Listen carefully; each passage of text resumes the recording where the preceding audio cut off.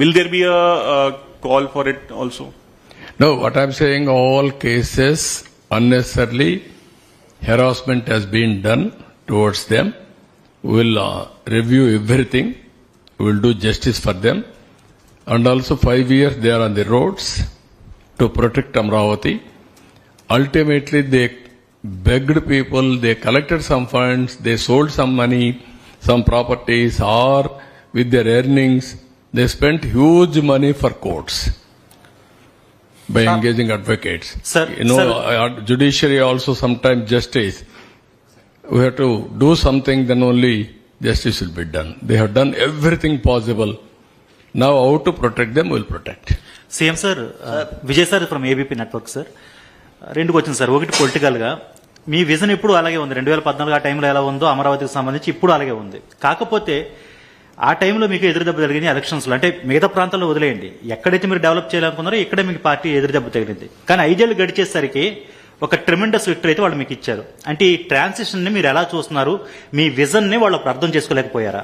రెండో క్వశ్చన్, మళ్ళీ భవిష్యత్తులో ఎప్పుడన్నా ఏదన్నా సుదూరకాలం కావచ్చు, మరొక ముఖ్యమంత్రి ఎవరైనా వచ్చి నేను రాజధాని తీసుకెళ్లి కడపలో పెడతాను, శ్రీకాకుళంలో పెడతాను అనకుండా లీగల్ గా అమరావతి ఏపీకి రాజధాని అన్నట్టు సిమెంట్ చేయడానికి లీగల్ గా ఏదైనా అవకాశం ఉందా?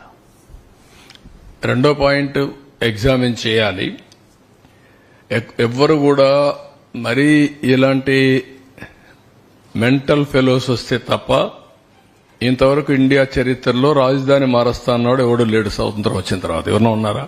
నాకు తెలియదు, మీరు చెప్పాలి. నేను కూడా 45 ఏళ్ళు రాజకీయాల్లో ఉన్నా, at the helm of affairs లో ఉన్నా. నేను ఎవరిని చూడలా.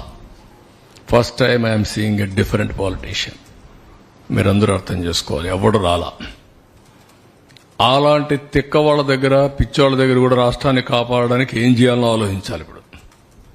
Not only for Andhra Pradesh, it is a case study for the country. దేశానికి కూడా ఒక కేస్ స్టడీ ఇది ఇప్పుడు. రెండోది, ఓసారి బాధేస్తుంది. నా ఇంటెన్షన్స్ ఆర్ గుడ్. ఓసారి నా ఇంటెన్షన్స్ ప్రజలు అర్థం చేసుకునేట్టుగా నేను చెప్పలేకపోవడం కూడా నా తప్పు కావచ్చు. లేకపోతే వాళ్ళు కూడా ఓసారి ఎమోషనల్ గా డిస్టర్బ్ కావచ్చు. అల్టిమేట్ గా రిజల్ట్ ఇస్ సేమ్. నేను సఫర్ అయ్యా, రాష్ట్రం సఫర్ అయింది, అందరం సఫర్ అయ్యాం. హైదరాబాద్ కూడా మీరు ఒకసారి చూస్తే, నేను ఆ రోజు 2004లో కానీ హైదరాబాద్ లో కానీ కంటిన్యూ అయింటే ఇంకొక లెవెల్కి వెళ్ళిపోయింది. అది మళ్ళా 10 ఏళ్లు పట్టింది. ఈ రాష్ట్రం కూడా 5 ఏళ్లు కానీ కంటిన్యూ అయింటే కంటిన్యూటీ ఆల్వేస్ క్విక్ రిటర్న్స్ వస్తాయి, ఫాస్ట్ గ్రోత్ వస్తుంది, బెటర్ ఎకానమీ ఎస్టాబ్లిష్ అవుతుంది. అక్కడ గ్యాప్ అనేది కొంత నష్టం జరిగింది, కానీ నేను రిపెంట్ కావడం లేదు. నేను ఎప్పుడు కూడా పాజిటివ్గా ఆలోచిస్తా.